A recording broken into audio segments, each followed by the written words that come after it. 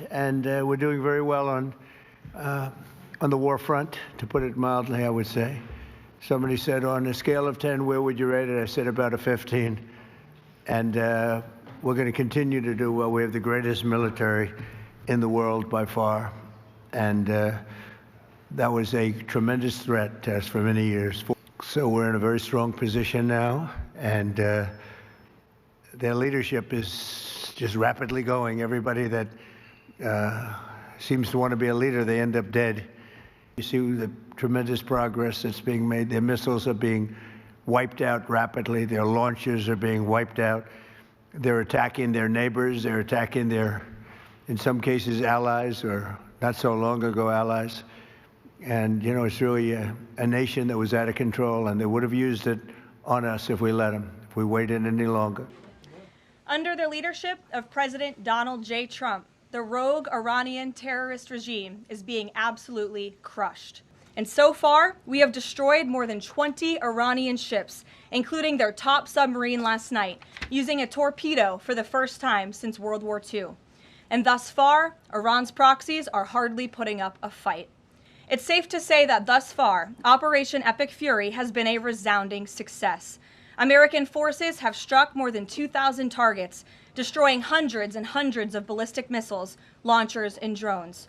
As the Department of War said this morning, we expect to have complete and total dominance over Iranian airspace in the coming hours, clearing the skies for our brave warriors to continue achieving these noble and long sought-after objectives. Well, thank you very much. These are exciting times.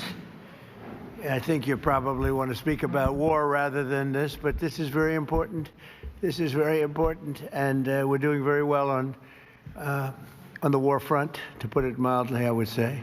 Somebody said, on a scale of 10, where would you rate it? I said about a 15. And we're going to continue to do well. We have the greatest military in the world by far.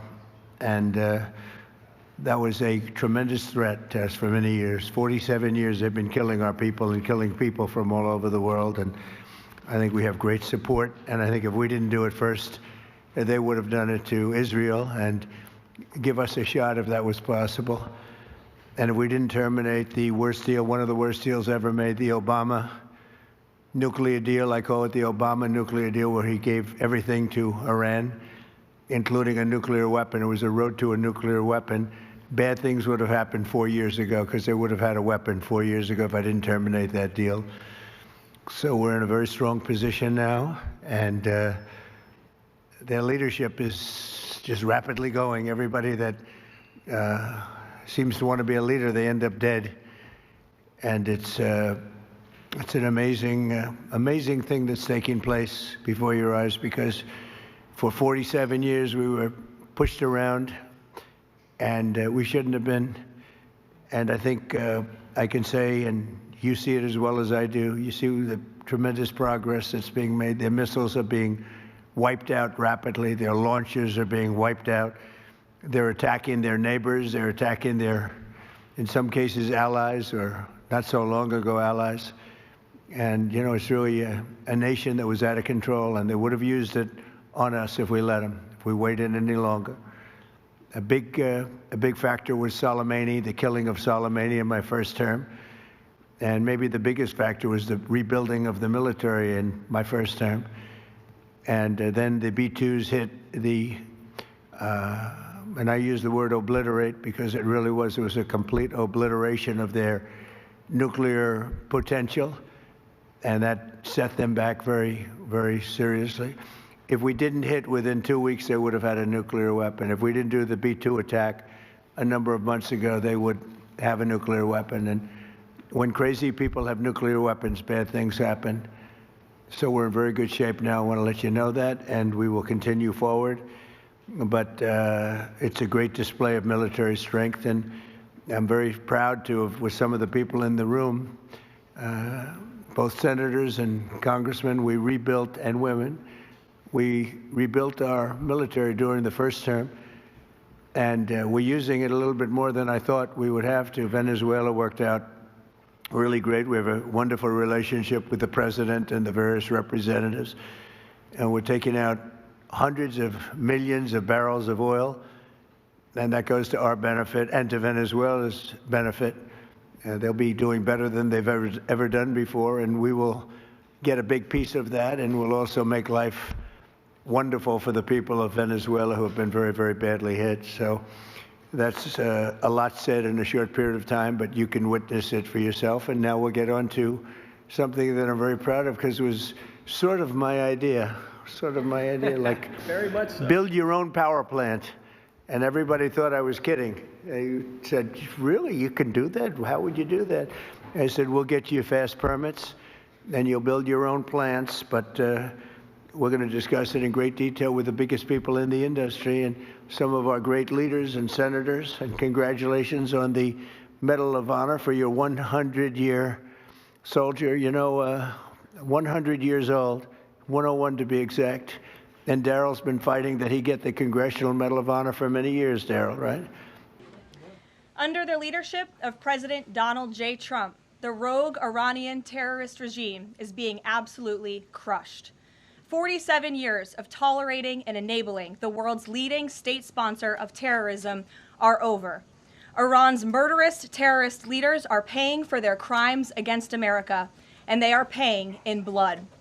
Since 1979, the terrorist Iranian regime has actively and intentionally facilitated the killings of Americans. They chant death to America and fund other radical terrorists who attack our country and are seeking to destroy Western civilization itself. These terrorists seized our embassy and took 66 Americans hostage in Tehran. They slaughtered 241 U.S. service members with a truck bombing in Beirut. They killed and maimed hundreds of American service members in Iraq, and this is just a small fraction of their blood-soaked record. Prior leaders have been too weak and ineffective to address this threat. Some, like Barack Hussein Obama, even sent pallets of cash that ultimately financed this terrorist crusade against the United States and our people, while signing stupid and naive deals that put Iran on the path of developing nuclear bombs. After years of endless appeasement and empty statements from politicians on both sides of the political aisle in this town, President Trump is finally the man of action. President Trump is holding these monsters accountable and permanently extinguishing their nuclear ambitions. Future generations of Americans will look to this moment as the moment where the specter of a nuclear-armed Iran ended. At the beginning of Operation Epic Fury, launched last weekend, President Trump laid out clear objectives to the American people on what the U.S. military seeks to accomplish through these major combat operations. Number one, destroy the regime's deadly ballistic missiles and completely raze their missile industry to the ground. Number two, annihilate the Iranian regime's navy. And so far, we have destroyed more than 20 Iranian ships, including their top submarine last night, using a torpedo for the first time since World War II. There is not a single Iranian ship underway in the Arabian Gulf, Strait of Hormuz, or the Gulf of Oman.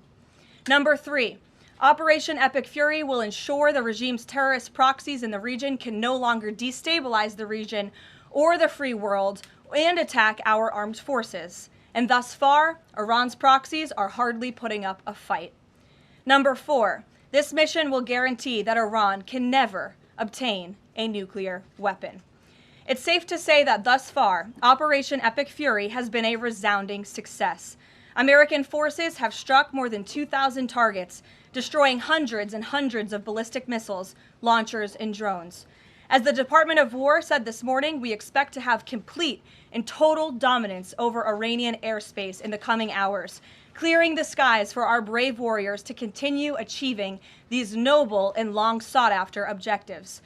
There's been a lot of misreporting and intellectual dishonesty from the American media on why President Trump decided to launch this operation. So let me remind you, Operation Midnight Hammer, which took place last June, obliterated Iran's 3 major nuclear sites. Yet the terrorist Iranian regime has remained fully committed to rebuilding its nuclear program. How do we know this?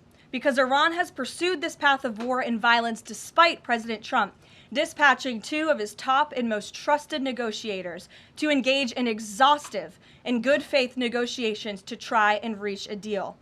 And the world knows this president's preference is always peace and diplomacy first. Look no further than the 8 additional global conflicts he has ended in the past year as proof. Unfortunately, the terrorist Iranian regime refused to negotiate in good faith. They chose this path of violence and destruction, and they are reaping the consequences of their horrible decision. The regime did what they always have done. They lied, they delayed, they tried to string the United States of America along. They wanted to buy themselves time to continue building ballistic missiles and other deadly weaponry that could harm our U.S. personnel and troops in the region, and to continue aggressively pursuing their unacceptable nuclear ambitions. U.S. negotiators offered to lift crippling sanctions on Iran and even provide nuclear fuel to Iran at no cost to support a civil nuclear power program. They additionally had the opportunity to accept U.S. support as an investor in potential projects to develop peaceful nuclear energy together under a mutually agreed upon framework. Yet in response, Iran would have to forfeit their enrichment capacity once and for all. But Iran rejected. They accepted none of these generous and unprecedented offers by the United States. Simply put, they refused to say yes to peace. And their refusal made clear that their number one priority was building a nuclear weapon with which to threaten the United States of America. Again, the country they have been chanting death to for nearly 5 decades. Let me state this again clearly. Iran rejected the path of peace because the terrorists in charge of this regime wanted to build nuclear weapons to use against Americans and our allies. President Trump made the determination, a courageous determination and decision, that the path the United States was on with Iran had only one outcome: massive death and destruction at the hands of a nuclear-armed terroristic regime. That path of death and destruction and threats against the American people have ended with Operation Epic Fury. Operation Epic Fury has forged a new path that will better ensure the security of the United States and our people. The terrorists made a bet that President Trump would be like many of his predecessors, that he would just talk and he would refuse to enforce his clear red lines. But that has proven to be a catastrophic error in judgment. When President Trump makes a threat, and I have reiterated that threat many times from this podium to all of you over the past year, President Trump does not bluff.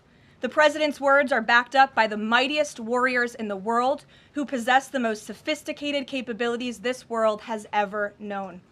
49 and counting of the most senior Iranian regime leaders, including the supreme leader, have already been wiped off the face of the earth.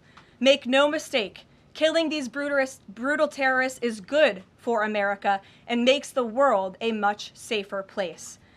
I want to also extend our prayers and condolences to the families of the 6 U.S. military service members who have been lost in Operation Epic Fury.